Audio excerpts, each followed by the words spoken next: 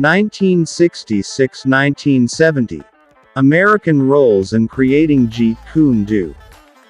From 1966 to 1967, Lee played the role of Kato alongside the title character played by Van Williams in the TV series produced and narrated by William Dozier, 46, titled The Green Hornet, based in the radio show by the same name. 47-45, the show lasted only one season, 26 episodes, from September 1966 to March 1967. Lee and Williams also appeared as their characters in 3 crossover episodes of Batman, another William Dozier-produced television series. 48-49-50, The Green Hornet introduced the adult Bruce Lee to an American audience, and became the first popular American show presenting Asian-style martial arts. The show's director wanted Lee to fight in the typical American style using fists and punches. As a professional martial artist, Lee refused, insisting that he should fight in the style of his expertise. At first, Lee moved so fast that his movements could not be caught on film, so he had to slow them down. 51 After the show was cancelled in 1967, Lee wrote to Dozier thanking him for starting my career in show business. 51 In 1967, Lee played a role in one episode of Ironside. Jeet Kune Do originated in 1967. After filming one season of The Green Hornet, Lee found himself out of work and opened the Jun Fan Gung Fu Institute. The controversial match with Wong Jack Man influenced Lee's philosophy about martial arts. Lee concluded that the fight had lasted too long and that he had failed to live up to his potential using his Wing Chun techniques. He took the view that traditional martial arts techniques were too rigid and formalized to be practical in scenarios of chaotic street fighting. Lee decided to develop a system with an emphasis on practicality, flexibility, speed, and efficiency. He started to use different methods of training such as weight training for strength, running for endurance, stretching for flexibility, and many others which he constantly adapted, including fencing and basic boxing techniques. Citation needed. Lee emphasized what he called the style of no style. This consisted of getting rid of the formalized approach which Lee claimed was indicative of traditional styles. Lee felt that even the system he now called Jun Fan Gung Fu was too restrictive, and it eventually evolved into a philosophy and martial art he would come to call Jeet Kune Do, or the way of the intercepting fist. It is a term he would later regret, because Jeet Kune Do implied specific parameters that styles connote, whereas the idea of his martial art was to exist outside of parameters and limitations. 53. At the time, 2 of Lee's martial arts students were Hollywood script writer Sterling Silliphant and actor James Coburn. In 1969, the 3 worked on a script for a film called The Silent Flute, and went together on a location hunt to India. The project was not realized at the time, but the 1978 film Circle of Iron, starring David Carradine, was based in the same plot. In 2010, producer Paul Maslansky was reported to have planned and received funding for a film based on the original script for The Silent Flute.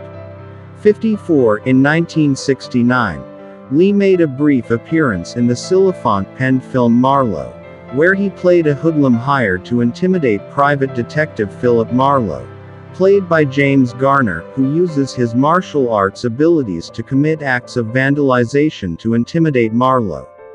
55-56, the same year, he was credited as the karate advisor in The Wrecking Crew, the 4th installment of the Matt Helm comedy spy-fi film starring Dean Martin. 57 Also that year, Lee acted in one episode of Here Come the Brides and Blondie. 58-59, in 1970, he was responsible for fight choreography for A Walk in the Spring Rain starring Ingrid Bergman and Anthony Quinn, again written by Silliphant. 60-61. 1971–1973.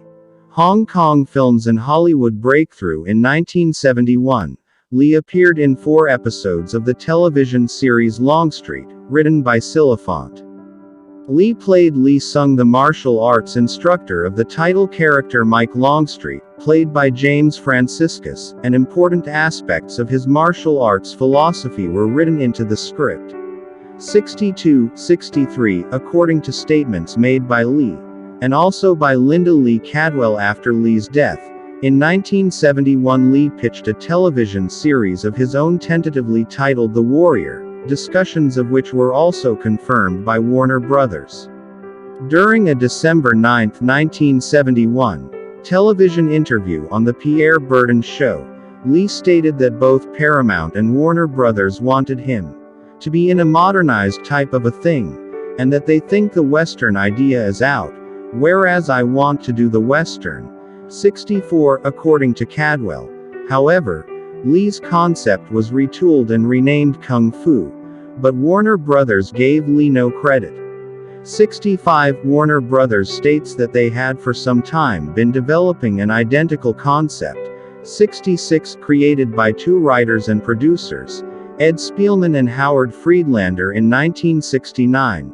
67, as stated too by Lee's biographer Matthew Pauly. 68, according to these sources, the reason Lee was not cast was because he had a thick accent. 69, but Fred Weintraub attributes that to his ethnicity. 70-71, the role of the Shaolin Monk in the Wild West was eventually awarded to then non-martial artist David Carradine. In the Pierre Berton Show interview, Lee stated he understood Warner Brothers' attitudes towards casting in the series. They think that business-wise it is a risk. I don't blame them. If the situation were reversed, and an American star were to come to Hong Kong, and I was the man with the money, I would have my own concerns as to whether the acceptance would be there. 72. Producer Fred Weintraub had advised Lee to return to Hong Kong and make a feature film which he could showcase to executives in Hollywood. 73, not happy with his supporting roles in the US, Lee returned to Hong Kong. Unaware that the Green Hornet had been played to success in Hong Kong and was unofficially referred to as The Kato Show, he was surprised to be recognized as the star of the show. 74, after negotiating with both Shaw Brothers Studio and Golden Harvest, Lee signed a film contract to star in 2 films produced by Golden Harvest. Lee played his first leading role in The Big Boss, 1971, which proved to be an enormous box office success across Asia and catapulted him to stardom. He soon followed up with Fist of Fury, 1972, which broke the box office records set previously by The Big Boss. Having finished his initial 2-year contract, Lee negotiated a new deal with Golden Harvest. Lee later formed his own company, Concord Production Inc., with Chow. For his 3rd film, Way of the Dragon, 1972, he was given complete control of the film's production as the writer, director, star, and choreographer of the fight scenes. In 1964, at a demonstration in Long Beach, California, Lee met karate champion Chuck Norris. In Way of the Dragon, Lee introduced Norris to moviegoers as his opponent. Their showdown has been characterized as one of the best fight scenes in martial arts and film history. 75-76, the role had originally been offered to American karate champion Joe Louis. 77, Fist of Fury and Way of the Dragon went on to gross an estimated $100 million United States dollars and $130 million United States dollars worldwide, respectively. 78. From August to October 1972, Lee began work on his 4th Golden Harvest film Game of Death. He began filming some scenes, including his fight sequence with 7 feet 2 in, 218 centimeters, American basketball star Kareem Abdul-Jabbar, a former student. Production stopped in November 1972 when Warner Brothers offered Lee the opportunity to star in Enter the Dragon, the first film to be produced jointly by Concord, Golden Harvest, and Warner Brothers. Filming began in Hong Kong in February 1973 and was completed in April 1973. 1 month into the filming, another production company, Starseas Motion Pictures, promoted Bruce Lee as a leading actor in Fist of Unicorn, although he had merely agreed to choreograph the fight sequences in the film as a favor to his longtime friend Unicorn Chan. Lee planned to sue the production company, but retained his friendship with Chan. However, only a few months after the completion of Enter the Dragon, and 6 days before its July 26, 1973, release, Lee died. Enter the Dragon would go on to become one of the year's highest-grossing films and cement Lee as a martial arts legend. It was made for $850,000 United States dollars in 1973-81, equivalent to $4 million adjusted for inflation as of 2007-82. Enter the Dragon is estimated to have grossed over $400 million worldwide. 83 estimated to be the equivalent of over $2 billion adjusted for inflation as of 2022. 84-85. The film sparked a brief fad in martial arts, epitomized in songs such as Kung Fu Fighting, and some TV shows. 1978-present. Posthumous work. Robert Clouse, the director of Enter the Dragon, together with Golden Harvest, revived Lee's unfinished film Game of Death. Lee had shot over 100 minutes of footage, including outtakes, for Game of Death before shooting was stopped to allow him to work on Enter the Dragon. In addition to Abdul-Jabbar, George Lazenby, Hapkido master Jihan Jae, and another of Lee's students, Dan Inosanto, were also to appear in the film, which was to culminate in Lee's character, Haitian, clad in the now famous yellow tracksuit, 86-87, taking on a series of different challengers on each floor as they make their way through a 5-level pagoda. In a controversial move, Robert Clouse finished the film using a look-alike and archive footage of Lee from his other films with a new storyline and cast, which was released in 1978. However, the cobbled-together film contained only 15 minutes of actual footage of Lee. He had printed many unsuccessful takes, 88, while the rest had a Lee look-alike, Kim Tai-chung, and Yuan Biao as stunt double. The unused footage Lee had filmed was recovered 22 years later and included in the documentary Bruce Lee, A Warrior's Journey.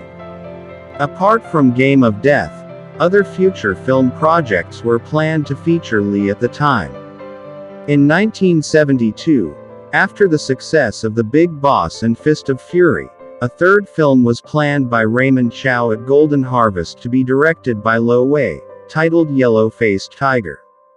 However, at the time, Lee decided to direct and produce his own script for Way of the Dragon instead.